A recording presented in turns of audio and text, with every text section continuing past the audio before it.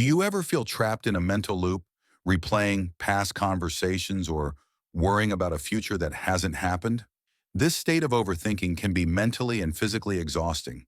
However, you possess the power to quiet this internal noise. In this video, we will explore a simple 10-minute technique grounded in neuroscience that can help you reclaim your mental peace. Introduction and value proposition. Welcome.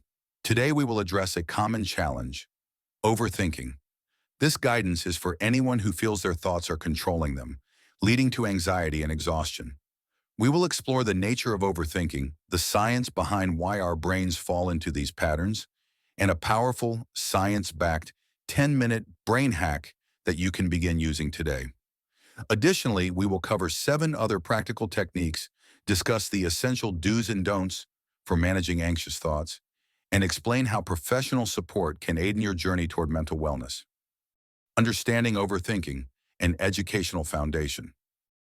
Overthinking is the act of thinking about something excessively or for too long, turning productive problem-solving into unproductive dwelling. Psychologically, it manifests in 2 primary forms: rumination and worry. Rumination involves repetitively thinking about past events, often with a focus on regret or self-criticism. Worry is future-oriented, characterized by what-if scenarios that are typically negative and catastrophic. Let's examine the brain's activity during these states. Overthinking is linked to hyperactivity in the brain's default mode network, DMN. The DMN is a system of connected brain areas that is active during introspective activities like daydreaming, recalling memories, or thinking about the future. While crucial for self-reflection and creativity, an overactive DMN can trap you in cycles of repetitive, self-referential thoughts. Specifically, key brain regions become overactive. The prefrontal cortex, your brain's CEO responsible for analysis and decision-making, can go into overdrive. The amygdala, the brain's fear center, detects threats in uncertain situations and activates the body's stress response. This releases hormones like cortisol and adrenaline, which is why chronic overthinking feels so physically draining. This creates a feedback loop. The more you overthink, the more stressed you become, which in turn fuels more overthinking. Let's delve deeper into the specific mechanics of this brain activity. Think of your brain as having 2 key players in this scenario: the prefrontal cortex, PFC, which is your rational, logical thinking center, and the amygdala, your primitive, emotional and threat detection center. When you perceive a potential problem, even a hypothetical one, the amygdala can sound the alarm. In a state of chronic overthinking, the amygdala becomes hypersensitive. It can trigger what's known as an amygdala hijack, flooding your system with stress hormones so quickly that it effectively short-circuits the PFC. Your logical brain gets temporarily sidelined, and your emotional, fear-based brain takes over, leading to those spiraling, catastrophic thoughts. Furthermore, our brains have an inherent negativity bias. From an evolutionary standpoint, this was a survival advantage. Our ancestors who paid more attention to the rustle in the bushes, a potential predator, than the beautiful sunset were more likely to survive and pass on their genes. Our brains are therefore wired to scan for, stick to, and react to negative information more strongly than positive information. In our modern world, where threats are often ambiguous and psychological rather than physical, this negativity bias can run rampant. It causes our minds to latch on to a minor criticism, a potential future problem, or a past mistake, and replay it endlessly, treating it with the same urgency as a life or death threat. This experience is widespread. Anxiety disorders, which are closely linked to overthinking, are the most common mental health conditions globally. One common myth is that overthinking leads to better outcomes. In reality, it often results in analysis paralysis, making it more difficult to take action. Another misconception is that you can simply will yourself to stop.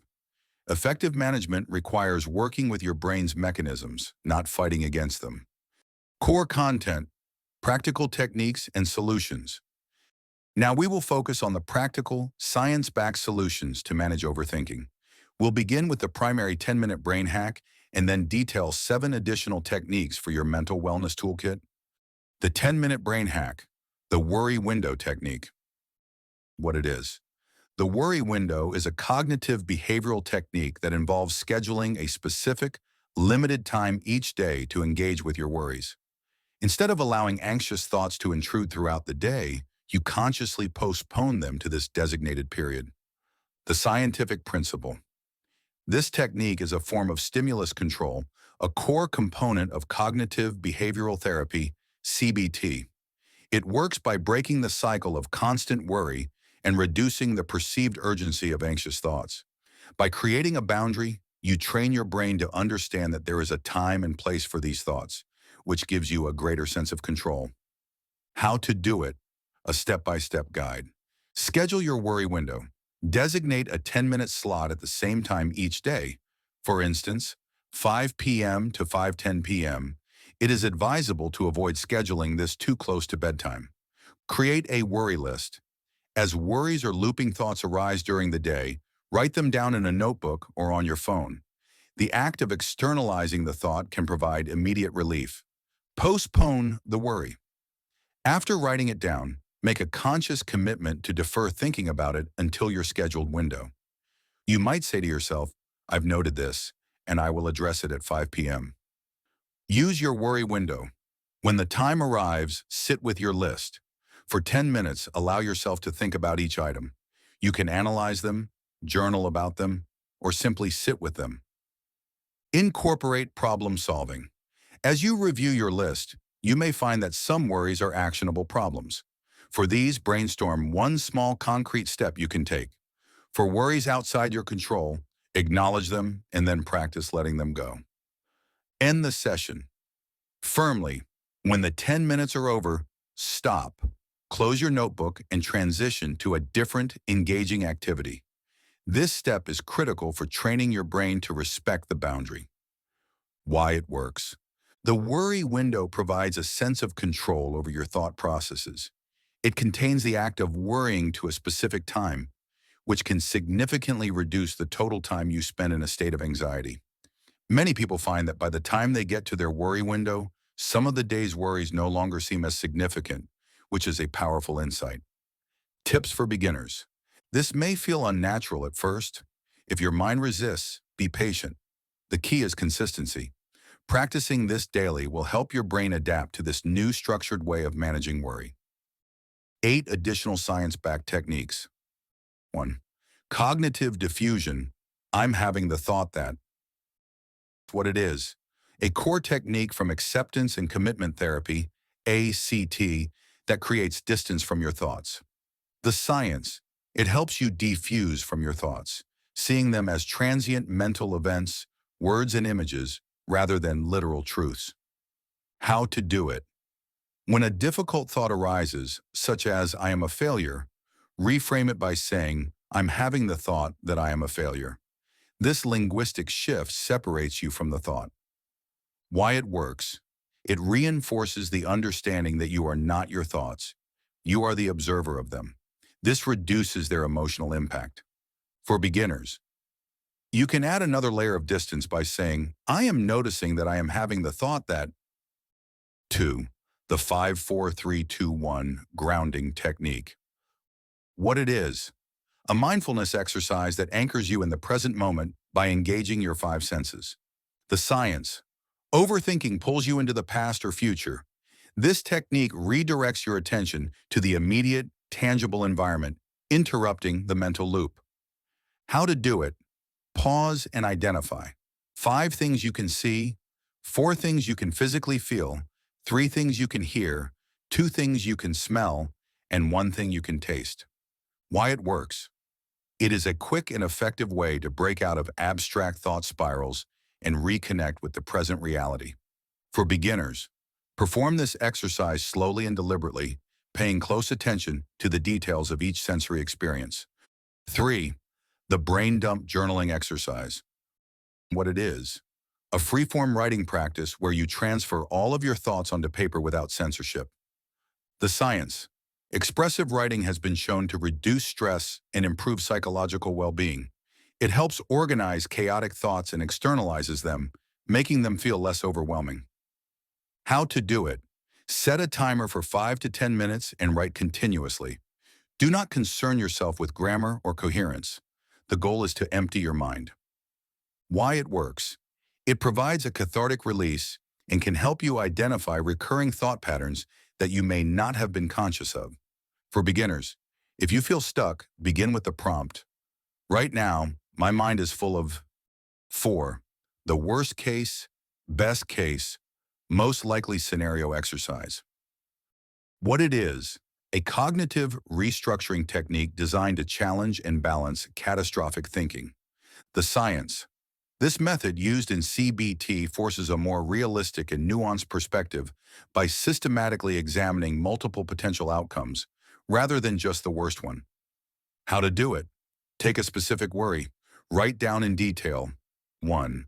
The absolute worst possible outcome. 2.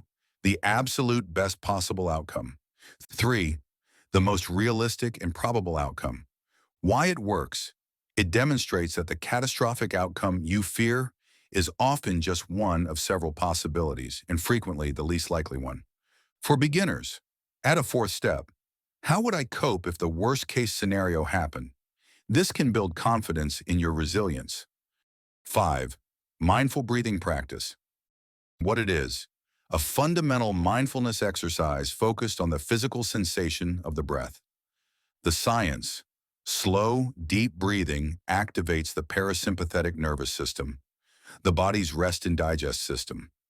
This counteracts the fight or flight response of the sympathetic nervous system that is triggered by anxiety, helping to lower heart rate and reduce cortisol levels. How to do it. In a comfortable position, inhale slowly through your nose for a count of 4, hold the breath for a count of 4, and exhale slowly through your mouth for a count of 6. The extended exhale is key to activating the relaxation response. Why it works. It provides a single calming focal point for your attention, quieting mental noise. For beginners, when your mind wanders, which it will, gently and non-judgmentally guide your focus back to the sensation of your breath. 6. Scheduled behavioral activation. What it is. Intentionally engaging in a positive or absorbing activity as an antidote to rumination. The science. Behavioral activation is a powerful therapeutic tool. It is difficult for the brain to remain in an overthinking loop when it is focused on a complex, engaging, or physical task. By shifting from thinking to doing, you reduce rumination. How to do it. Create a list of go-to activities that require your concentration, e.g., exercise, playing a musical instrument, listening to an engaging podcast, solving a puzzle. When you catch yourself overthinking, choose an activity from your list. Why it works. It provides a healthy distraction and shifts your mental state, giving your brain a necessary break. For beginners, choose activities that are easily accessible and that you find genuinely enjoyable or meaningful. 7. Self-compassion practice. What it is. Treating yourself with the same kindness you would offer a friend who is struggling. The science. Overthinking is often fueled by harsh self-criticism. Research shows that self-compassion can significantly reduce anxiety and depression by soothing your emotional brain. How to do it. In a difficult moment, pause and place a hand over your heart. Acknowledge your struggle by saying to yourself, "This is a moment of difficulty. It is okay to feel this way. May I be kind to myself." Why it works. It counteracts the negative self-talk that perpetuates overthinking and activates feelings of safety and care. For beginners, this can feel awkward initially. Start by simply noticing your self-critical thoughts without judgment. 8. Thought labeling and visualization. What it is. This is a mindfulness technique that builds on cognitive diffusion by categorizing and visualizing your thoughts to create even greater separation from them. The science. By labeling a thought, you shift from being inside the thought to being an observer of it. This activates more objective, analytical parts of your brain, like the dorsolateral prefrontal cortex, helping to calm the emotional reactivity of the amygdala. Visualization further solidifies this separation by treating thoughts as external objects rather than internal truths. How to do it. When you notice a stream of thoughts, mentally apply a simple, non-judgmental label. For example, if you are worrying about a work presentation, you might label it worrying or planning. If you are criticizing a past action, you could label it judging or ruminating. After labeling, visualize the thought as something separate from you. You might picture it as a word written on a leaf floating down a stream or as a cloud drifting across the sky. Your job is not to push the leaf or the cloud away, but simply to watch it float by.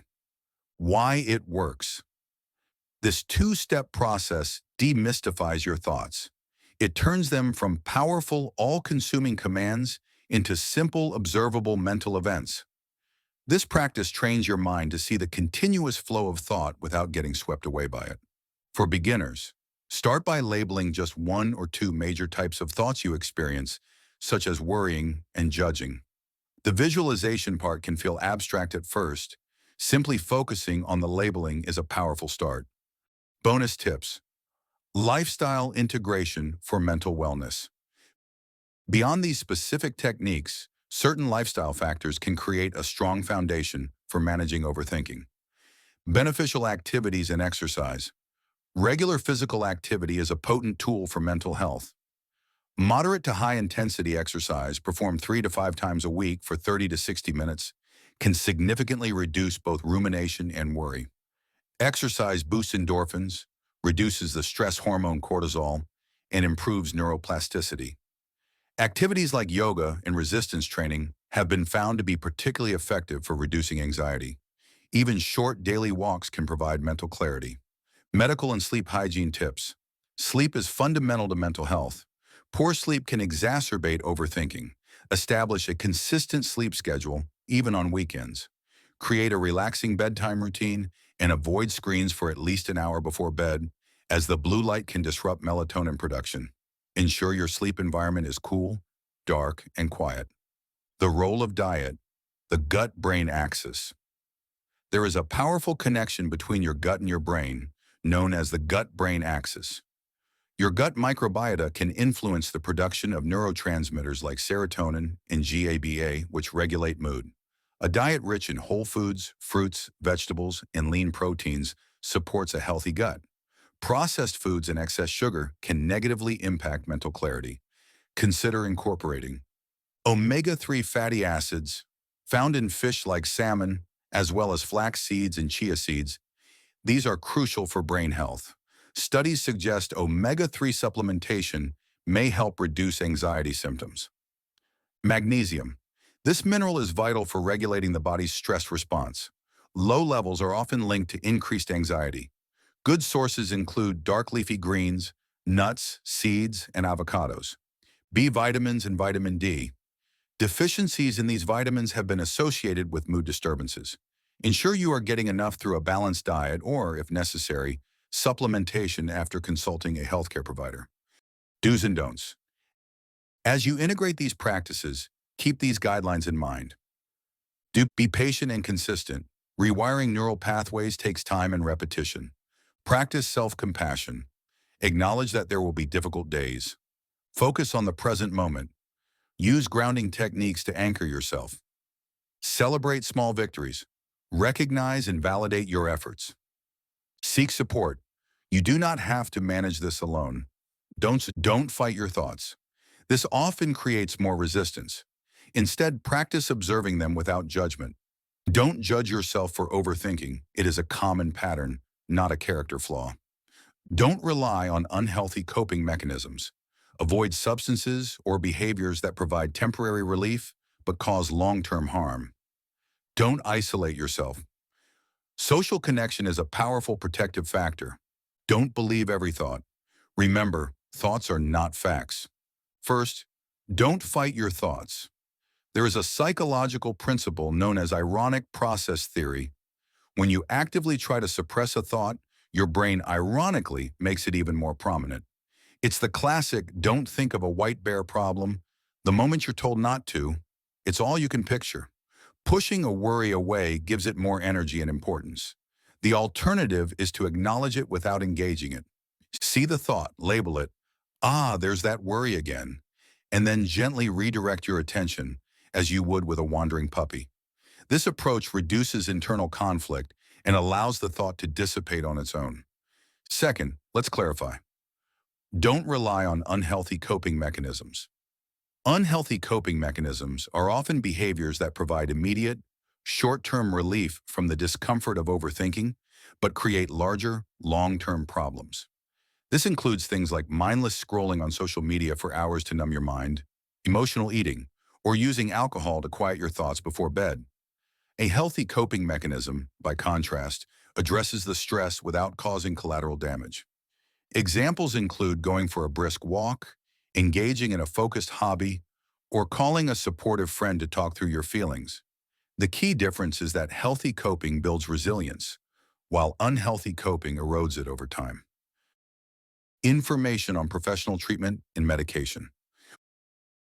While self-help strategies are effective, professional support is sometimes necessary and is a sign of strength. Therapeutic approaches. Cognitive behavioral therapy, CBT, is highly effective for helping individuals identify and modify distorted thought patterns and behaviors. Acceptance and commitment therapy, ACT, teaches mindfulness skills and helps you connect with your values. Dialectical behavior therapy, DBT, is useful for managing intense emotions. Medication. In some cases, a physician or psychiatrist may recommend medication to manage underlying anxiety or depression. Common classes of medication include selective serotonin, reuptake inhibitors, SSRIs, and other anxiolytics.